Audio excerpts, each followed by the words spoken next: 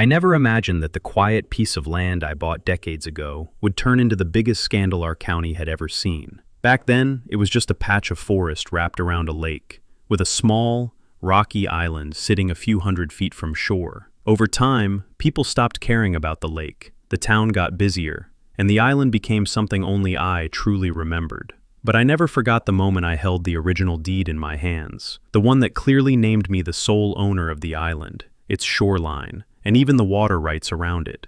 It was my retreat, my sanctuary, and on most days, the place I went to when the world felt too loud. The island was always quiet. No construction, no tourists, no boats besides my own. Just me, the trees, the water, and a silence I had come to depend on. For years, nobody challenged it, nobody questioned it, nobody even asked about it. It was almost like the community collectively erased it from memory. But time has a strange way of waking up old things, and trouble rarely arrives gently. About 2 years ago, our local HOA, a group I had always avoided, started expanding its influence. New president, new board, new rules. They began claiming ownership over land no one had ever associated with them before. Vacant lots, abandoned sheds, forgotten trails. They kept adding things into their authority zone, even when those things had nothing to do with neighborhood maintenance. At first, I ignored it. It wasn't my land they were touching, until I realized they had set their eyes on something far worse, something personal. It began with the sound of machinery echoing across the lake. A misty morning when the rumble of engines drifted toward my house. At first, I thought somebody was clearing fallen trees, but the sound didn't stop. It lingered, steady and heavy, the kind of sound you only hear when construction crews are digging foundations. When I reached the shore and looked across the water, I saw figures moving on my island. Trucks, piles of lumber, workers in reflective vests, all busy. My island, my land, my sanctuary. Someone was building on it. I remember the first moment of disbelief, the sheer confusion, because it didn't make sense. I had never given permission. No one had asked. No papers had been filed. No notices sent. And yet, there they were, hammering away like they owned the place. 10 minutes later, the answer arrived in the form of a smug email from the HOA's new president. She wrote that the community had decided to expand its recreational offerings by constructing lake cabins for public benefit. She claimed the island fell under HOA jurisdiction due to an updated district map they apparently drafted themselves. That was the moment I knew this wasn't an accident. This was a takeover, a direct, calculated land grab. And yet, instead of storming across the water and confronting them, I did something they didn't expect, something that would become the turning point of everything that followed. I stayed quiet. I watched. I documented. But I didn't interfere. I let them keep going, because I knew something they didn't. In my safe, fireproof storage box lay the original deed, a document older than their entire HOA, a deed registered before the association even existed, before half the board members were even born. A deed proving that I owned the island outright, without restrictions, without easements, without any loopholes they could twist. But I also knew one more thing. If I stopped them early, they'd just retreat, deny, or quietly repair their tracks. They'd claim miscommunication, blame an error, or simply shift tactics. I needed them to go all the way. I needed them to commit the entire crime, because the deeper they dug themselves, the harder the fall would be. So I let them build, cabin after cabin, structure after structure, trespass after trespass. At first, it was just small wooden platforms, then frames, then roofs, then full cabins with windows, porches, and even plumbing systems illegally connected to shoreline pipes. Every day, I crossed the lake in my boat, staying far enough to avoid notice, but close enough to record everything with my camera. 23 cabins, all built without rights, permits, or ownership, all built on my island. And with each passing week, the HOA bragged more. They posted online about new community rental units. They announced future revenue projections. They talked about hosting retreats, summer camps,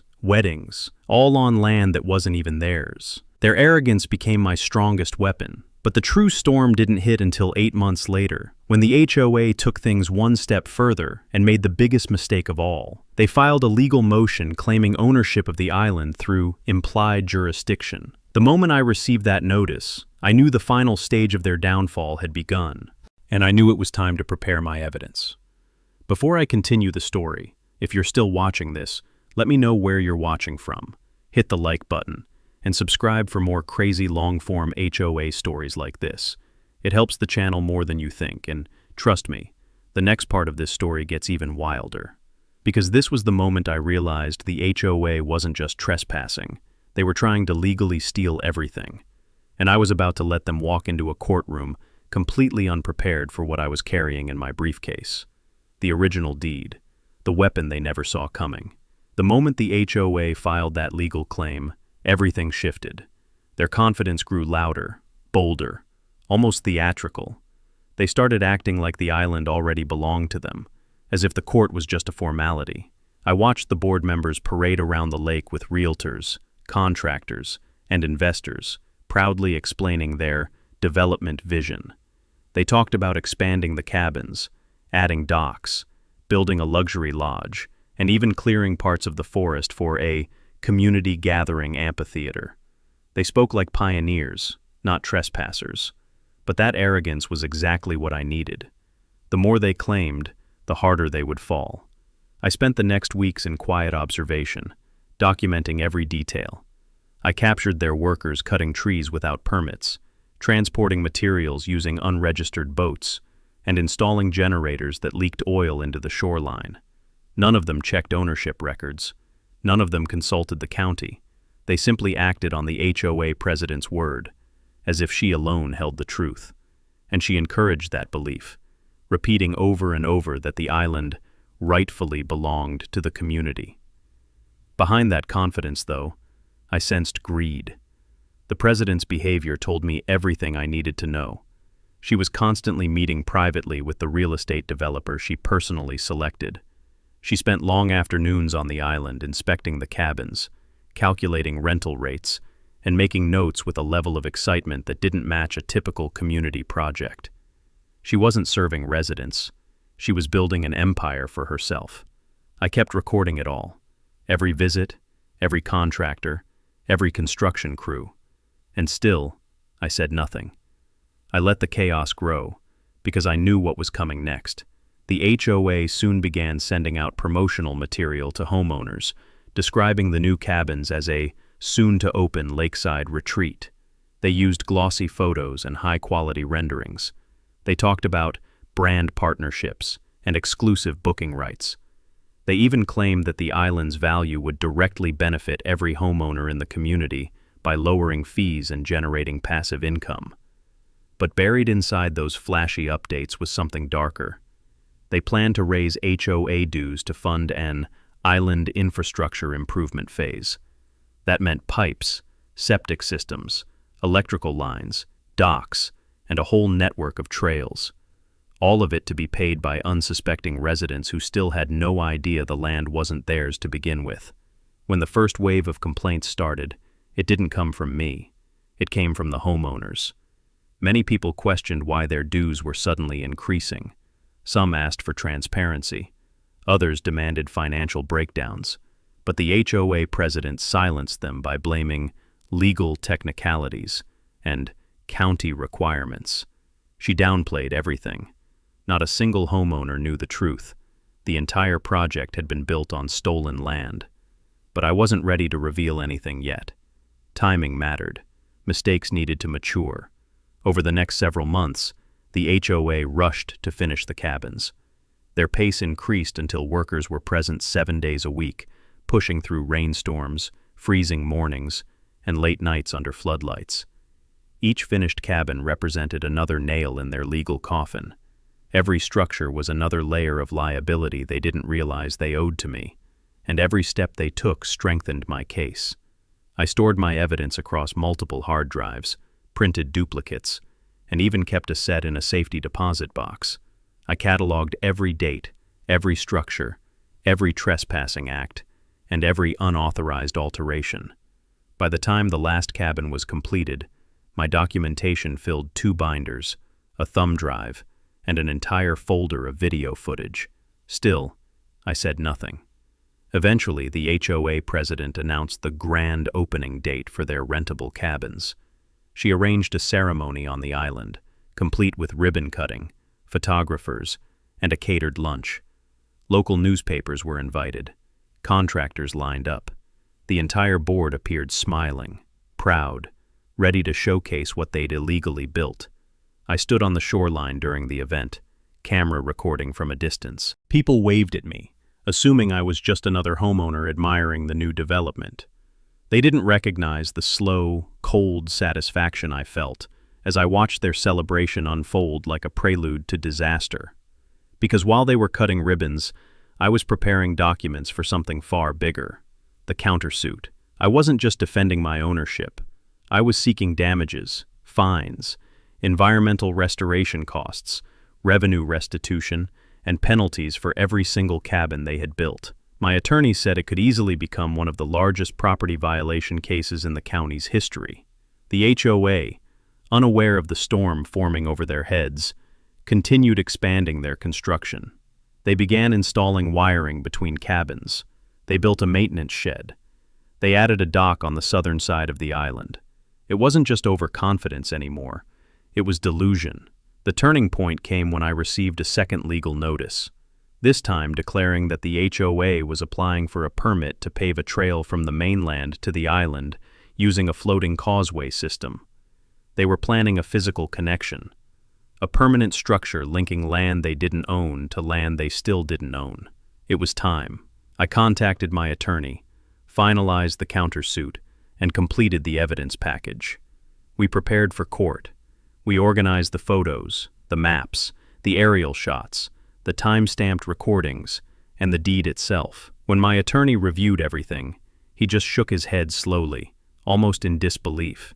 He told me he had never seen an organization dig its own grave so neatly. But we both knew that the biggest impact wouldn't be the evidence itself. It would be the moment the HOA president realized who she was really up against.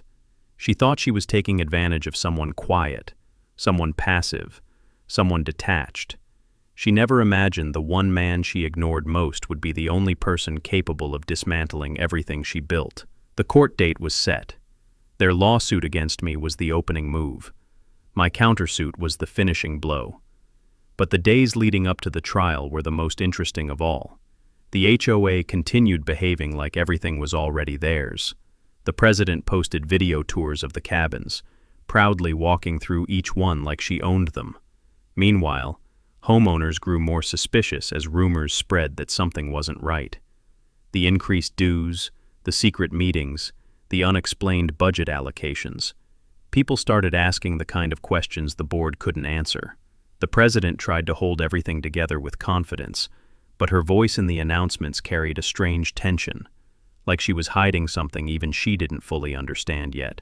She knew a legal fight was coming, but she didn't know how unprepared she truly was. And I remained silent, calm, patient, waiting for the day the courtroom doors opened. Because that was the day everything the HOA built would collapse in front of them, and I would finally reveal the truth they never expected. The truth I had kept hidden like a blade behind my back. The deed. The document that would end them. The days leading up to the court hearing felt strangely quiet, almost deceptive. After months of construction noise, boat engines, and the constant presence of workers on my island, the sudden lull created a vacuum in the air. But that calm wasn't peace. It was pressure. Thick, heavy, waiting to break. The HOA seemed confident. Too confident. Their board members still strutted around the neighborhood with clipboards and polished smiles, talking about upcoming revenue projections and community expansion plans. They treated their legal claim like a guaranteed victory, bragging to homeowners who never asked, assuring everyone the island would soon become the crown jewel of the community. But beneath that surface confidence, their cracks slowly widened. Homeowners grew restless. They wanted answers about the raised dues, the spending, and the private contractor appointments. None of those concerns were addressed. The HOA president dodged every question with vague promises and manipulated optimism. Still, the tension only grew. I could see it in people's faces whenever I passed by. Confusion mixed with suspicion, annoyance mixed with disbelief. Though most didn't know it yet, they were about to witness a downfall so complete it would shake the entire neighborhood. While the HOA was busy pretending everything was under control, I spent my time preparing for court as meticulously as I had prepared my island surveillance. My attorney organized evidence into chronological sections: construction, trespassing, environmental damage, financial declarations, and finally, ownership documents. Every piece was lined up like dominoes, ready to fall in perfect sequence.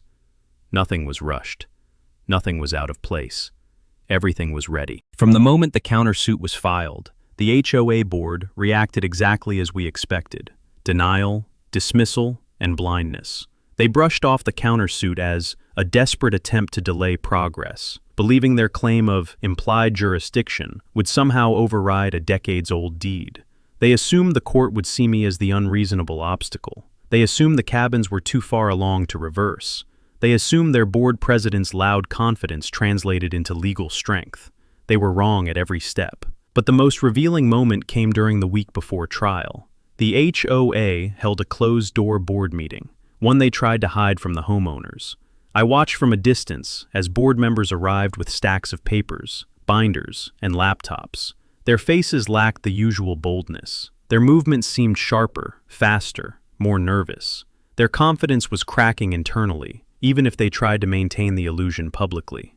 Later, through a source who lived next door to one of the board members, I learned something interesting. The president herself had told the board not to worry because the island's deed has been missing for years. She was convinced no one possessed a valid, enforceable document. She boasted about her connections, assured them she had spoken to the right people, and claimed the island was never properly registered.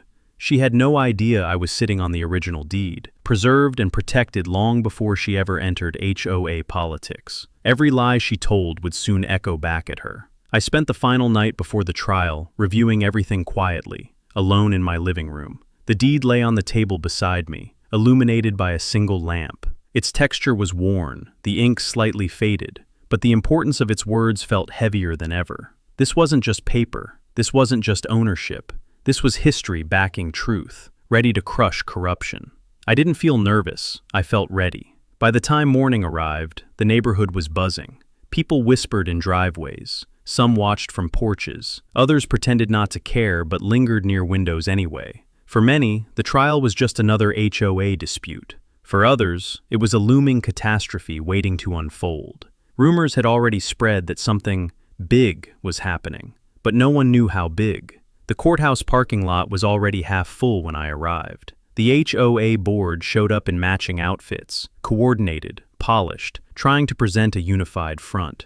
Their president walked ahead of them, sharp-voiced and confident, as if the courtroom belonged to her. But what she didn't know was that confidence wouldn't matter today. Not against documented proof, not against the law, not against the truth. Inside the courtroom, the atmosphere thickened. The HOA's side filled 2 rows with board members, legal advisors, and even the contractor who built the cabins. They brought maps, blueprints, printed newsletters, and promotional material. They looked like a marketing team preparing for a seminar, not defendants walking into a legal trap. My attorney and I took our seats calmly. Our table held only the essentials: the binders, the evidence drives, the environmental reports, and the deed resting quietly in a protective sleeve. When the judge entered, the room shifted into stillness. The HOA president launched into her argument with the same arrogance she displayed for months. She spoke passionately about community benefits, proper expansions, and inevitable progress. She insisted the island belonged to the HOA through implied rights. She claimed the deeds were outdated, incomplete, and irrelevant. She accused me of obstructing development out of spite. Her entire presentation centered on assumption, not fact, a tactic that would soon turn to ash. Then it was our turn. My attorney stood slowly, almost calmly, and began laying out the timeline. He detailed every unauthorized action, every construction violation, every financial misrepresentation. He explained the environmental damage. He described the HOA's intentional trespass and fraudulent claims. He presented video evidence, Photos, maps, witness reports. Every minute, the board members sank deeper into their seats. And then, finally, my attorney placed the original deed on the podium. The courtroom fell silent. For the first time, the HOA president's expression shifted. The confidence drained from her eyes like someone had pulled a plug. She leaned forward, staring at the paper as though it were impossible, as though the one thing she insisted didn't exist had suddenly materialized in front of her, undeniable and devastating. The judge reviewed it carefully, flipping page by page, confirming the signatures, the registration, the county seal. When he looked up, his eyes reflected the weight of the truth. The island belonged to me, legally, fully, irrefutably. The HOA's entire claim collapsed in a single moment. But that collapse was only the beginning, because while ownership was the core issue, everything else the HOA had built, all 23 cabins, all maintenance structures, all docks, all pathways, now existed on land they had no legal right to touch. The judge wasn't just reviewing ownership anymore. He was reviewing damage, liability, fines, restoration costs, environmental penalties, trespass charges, misuse of homeowner dues, unauthorized construction, fraudulent filings. The HOA president's hands shook visibly. The board members whispered frantically. Everything they built was now evidence against them. And I knew, right then, that the fallout would be far more catastrophic than they ever anticipated. The trial wasn't over yet, but the war was already won. The moment the judge acknowledged the deed, the room shifted in a way that no one from the HOA ever expected. It wasn't loud. It wasn't dramatic. It was the kind of silent collapse that happens when a structure loses its foundation and simply folds inward. Every board member wore the same stunned expression, the type that only appears when someone realizes they've stepped into a disaster of their own making. But the judge wasn't done. He didn't pause. He didn't soften. He began asking questions the HOA had no answers for. He wanted to know why construction had begun without permits, why environmental regulations had been ignored, why homeowner dues had been adjusted without transparent accounting, why the board had filed ownership claims without verifying legal documents. Each question cut deeper. The HOA president stuttered through responses, trying to reframe everything as a community project. She insisted they were acting in good faith, that the island appeared abandoned, that no ownership record had surfaced despite extensive research. But every excuse she gave unraveled the moment my attorney showed the judge the dated logs, the surveillance videos, and the documented history of my ownership. The judge's expression hardened. Soon after, he asked something that struck the HOA like a crack of thunder. How did you justify allocating community funds for a private development on land you did not own? The HOA president froze, because that question wasn't about land rights. It was about financial misconduct, misrepresentation, fraud, misuse of homeowner dues, and it was clear she didn't have an answer that could save her. My attorney then pointed out the most damning detail. The cabins weren't just unpermitted. They were already being marketed as future rental properties. The HOA had used community money to build income-generating structures on land that belonged exclusively to me. They had created a business using assets they didn't own, and they had concealed the truth from homeowners. This wasn't just a property dispute now. It was the unraveling of a fraudulent operation. One board member tried to speak up, attempting to shift blame entirely onto the president. He claimed the rest of the board trusted her leadership and relied on her research. But the judge wasn't interested in internal politics. He reminded the board that every member who approved the expenditures was equally responsible. The HOA president's expression shifted from shock to panic. The realization hit her. She had not only endangered the entire association, she had tied her own reputation, finances, and credibility into the noose she was now standing under. The courtroom recessed for lunch, but the tension didn't move. Board members filed out, whispering harshly to each other. Some walked with their heads low. Others looked around, searching for sympathy they wouldn't find.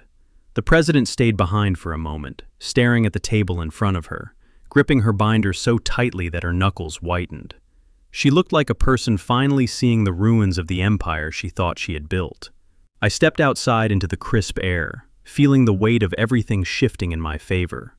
The battle had taken months of silence, patience, and careful observation, but now the ground had tilted entirely. I wasn't celebrating, I wasn't gloating. I was simply experiencing the slow, immense satisfaction of justice, moving exactly as it should. After the break, the judge returned with a tone sharper than before. He ruled conclusively in my favor regarding ownership. That alone was enough to shut down every argument the HOA tried to raise. But then came the consequences, the part the board never prepared for. The judge stated the following points with terrifying clarity. The HOA was responsible for full removal of all 23 cabins. They were liable for environmental restoration of the island. They would submit to a financial audit of all dues collected during the development. They would face fines for unauthorized construction, trespassing, and misuse of funds. The cabins, docks, pathways, pipes, wiring, all of it, would be torn down at their expense. The room erupted with quiet gasps from the board members. The president's composure shattered completely. She argued that demolition would bankrupt the association. She begged for reconsideration, insisting the cabins were a community asset. She even tried to argue that the island could still be jointly managed, but the judge cut through her desperation with a single sentence. "You built on land you never owned." Those words sealed everything. Homeowners in the audience exchanged looks of fear, anger, betrayal. Some shook their heads. Some whispered among themselves. It was the first time many realized their dues had been poured into an illegal vanity project. It was the moment the board lost their last thread of support. As the session neared its end, the judge announced one more crucial order: a criminal investigation into the actions of the HOA president, her financial dealings with the contractor, her unilateral decisions, her refusal to verify ownership, and her misleading reports to homeowners were enough to initiate an inquiry. The president's face went pale. The courtroom emptied slowly, but the damage remained, like a shadow clinging to everything the HOA had touched. The board members tried speaking to homeowners, attempting to explain, but no one wanted to hear excuses. People walked past them without a glance, shaking their heads in disgust. I stepped outside and watched the board scramble in confusion. Their structure, once so loud and powerful, was crumbling in real time. The president stood apart, staring across the parking lot at nothing, like a person suddenly aware of how far she had fallen. I didn't approach them. I didn't speak. I didn't need to. The truth had done everything for me. By the time I drove home, the neighborhood was buzzing with tension. Homeowners stood in clusters, talking in hushed, angry tones. Some looked directly at the island, realizing for the first time that the cabins wouldn't be opening, that everything they had been promised was built on lies. The next morning, the HOA sent out an emergency letter, filled with panicked language about unexpected legal circumstances and temporary delays. But it was too late. The vote of no confidence began circulating within hours. Homeowners demanded answers, and they demanded accountability. Meanwhile, I received a formal notice from the court confirming the timeline for demolition and restoration. The process would be overseen by county officials. The HOA would pay for everything, down to the last nail removed from my island. Their empire, once built on arrogance, was crumbling piece by piece, and the destruction hadn't even begun yet. In the days that followed the court ruling, the entire community entered a state of shock. It wasn't the kind of shock that came from sudden news. It was the slow, heavy kind that settled into people's routines, their conversations, their expressions. It changed the atmosphere of the neighborhood. Something large had cracked open, and the consequences spread like ripples across the lake. For the first time in months, the island grew quiet again. No more construction crews, no more boats carrying materials back and forth, no more floodlights flickering across the water at night. The cabins stood frozen in place, incomplete proof of arrogance that never should have existed. The silence around them wasn't peaceful. It was anticipatory. Everyone knew demolition was coming, and everyone watched to see how far the fallout would reach. The HOA board met multiple times in the aftermath, each meeting more chaotic than the last. Homeowners stormed into the community hall demanding explanations. Some brought copies of the judge's ruling printed from online news outlets. Others brought photos of the cabins and financial statements, questioning where their dues had gone. The anger wasn't loud. It was stern, cold, and relentless, the kind of collective disappointment that tears through leadership like a blade. The board tried to spin everything as a misunderstanding, but the lies dissolved instantly.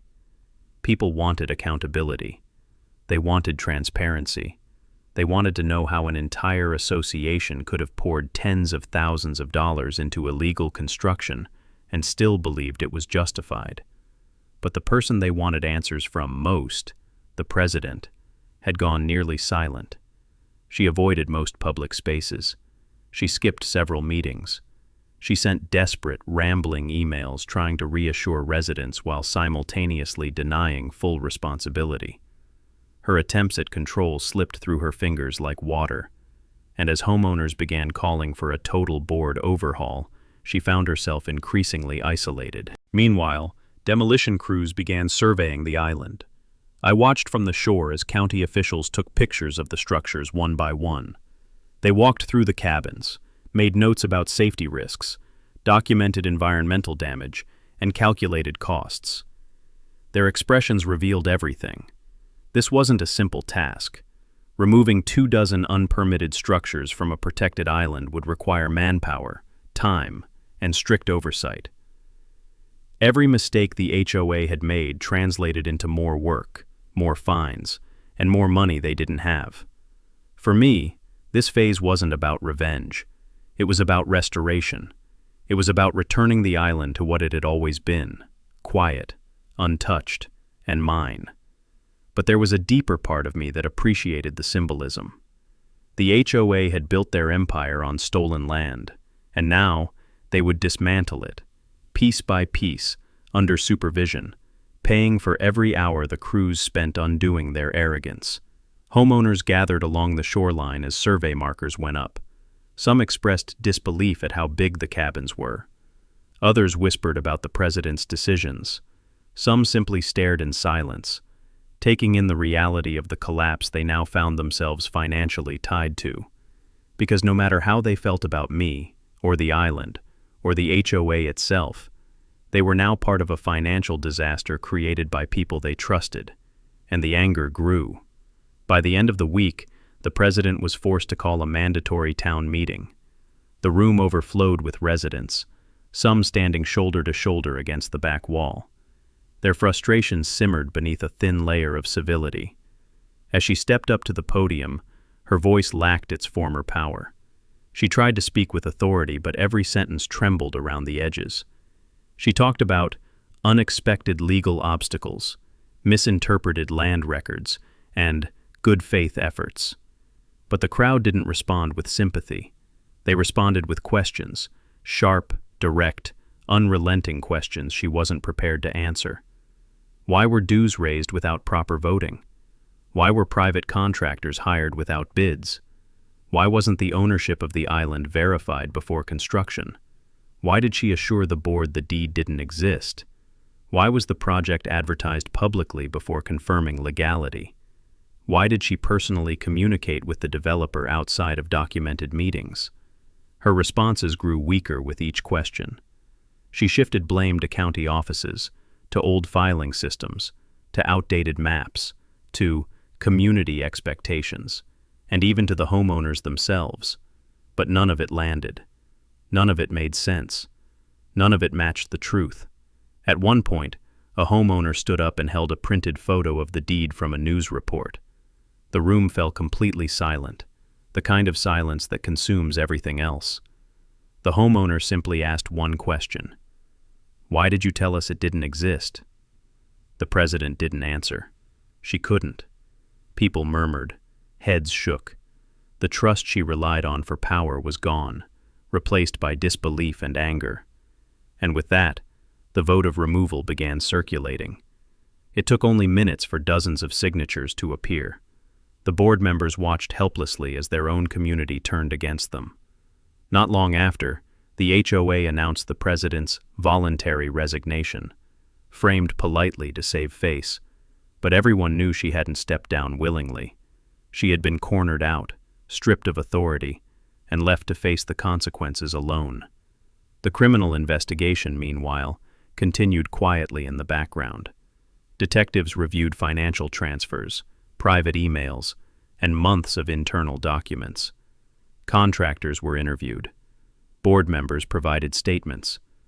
What once looked like a confident leader now looked like someone deeply entangled in questionable deals and mismanagement. While the HOA fell apart internally, demolition crews prepared to begin their work. The first cabin was scheduled to come down at the beginning of the following week. County officials posted warnings around the shoreline. Heavy equipment was transported by barge. Environmental monitors tested soil and water samples. Everything was documented with precision. The same kind of precision the HOA had ignored from the start. I spent several early mornings on the lake, watching the sun rise over the still, quiet forest. The cabins stood like ghosts on the island, reminders of months of arrogance that would soon vanish beneath the trees again. For the first time in a long time, I felt the island returning to itself. But as the demolition day approached, the HOA's desperation escalated. They scrambled to negotiate timelines, pleading for leniency, trying to delay fines, filing pointless requests with the county. Each one was denied. They had no legal standing left. They were merely stalling their own downfall. My attorney informed me that the association's insurance wouldn't cover the cost of removal, nor would it cover the fines, nor the restoration. Homeowners would soon receive notices explaining the looming special assessments, huge sums they'd be forced to pay because of their board's reckless choices. The anger brewing in the neighborhood was about to erupt, and the island, once seen as a gold mine, was now the symbol of their greatest failure. As the final day before demolition approached, I stood on the shore, watching the cabins one last time under the fading evening light. They were quiet, dark, hollow, a hollow monument to greed. Tomorrow, everything would change again. Everything the HOA built would come down. The island would return to silence, and the final chapter of the HOA's empire would begin its last descent. This wasn't just an ending. It was the final reckoning they never believed would come. The final hearing was scheduled on a cold, quiet morning, one of those days when the air feels heavier than usual, as if the world is holding its breath. By then, my island was no longer just a patch of land surrounded by water. It had become the center of a scandal that spiraled far beyond anything the HOA ever imagined. News crews were already waiting outside the courthouse. Residents from nearby neighborhoods stood gathered, whispering, trying to piece together the rumors that had been circulating for weeks. I arrived early, carrying nothing but a single binder. Not a stack of boxes like the previous hearing, not digital archives or advisors, just a binder, a slim one. I think the simplicity confused people. They expected me to come prepared for war. What they didn't understand was that the war had been over long before this day. All that was left now was the cleanup. Inside the courtroom, the atmosphere felt different, heavier, more resigned. The HOA board members sat in the front row, noticeably smaller than they had seemed months ago. Their once smug confidence was gone, replaced by anxiety that seeped out of every impatient shuffle and nervous glance. The president avoided eye contact with everyone, especially me. The weight of consequences had finally reached her, and it showed. The state investigator sat to my right, reviewing the last batch of documents that tied everything together. The permits forged under the president's authority, the falsified county approval letters, the financial trail leading directly to her private accounts, and the most incriminating proof of all, the off-the-books contractor payments for constructing the 23 rental cabins on my island. As the hearing began, the courtroom quieted into an intense silence. The judge spoke slowly, as if ensuring every person, especially the HOA board, felt the gravity of what was about to unfold. One by one, the state investigator presented the findings. With each page that turned, the room seemed to shrink, trapping the HOA board in a tightening cage built from their own arrogance. The forged signatures were the first blow. The illegal construction permits were the second. The unauthorized business operation on private property was the third. And then came the financial records, a complete reconstruction of where every rental dollar went. All roads pointed back to the president, who had orchestrated the cabins as a personal income scheme, hiding it behind the false claim that the land belonged to the HOA. When the investigator finished, the judge leaned forward, hands clasped together, and delivered what everyone had been waiting for. The HOA had no legal claim to my island. They had built on my property without permission. They had violated multiple state codes. They had committed fraud at a scale that bordered on organized corruption. And the penalties were devastating. The HOA as an organization was fined a staggering amount, far beyond anything they could pay without dissolving entirely. The judge ordered the immediate removal of every illegal structure built on my island. 23 cabins, all of them. Every fence, every boardwalk, every trash station, every septic install, every dock addition. They all had to be demolished at the HOA's expense. The HOA president faced personal charges, including forgery, embezzlement, and construction fraud. She was also ordered to pay restitution for the money she siphoned into her own accounts.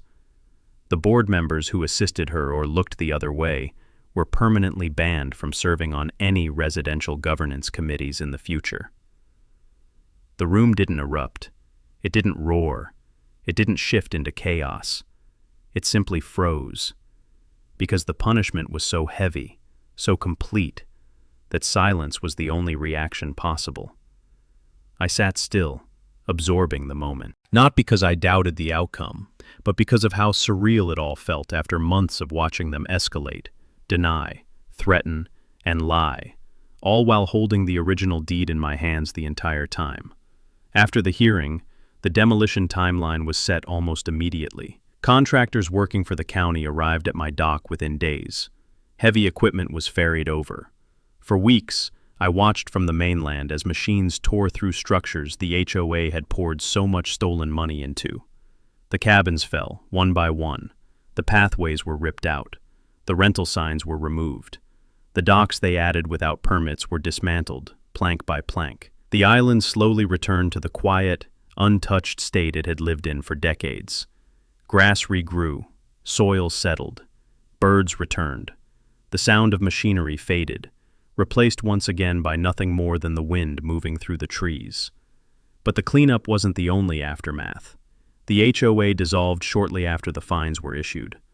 Homeowners were left scrambling to form a temporary committee to keep their neighborhood functional. Most were relieved.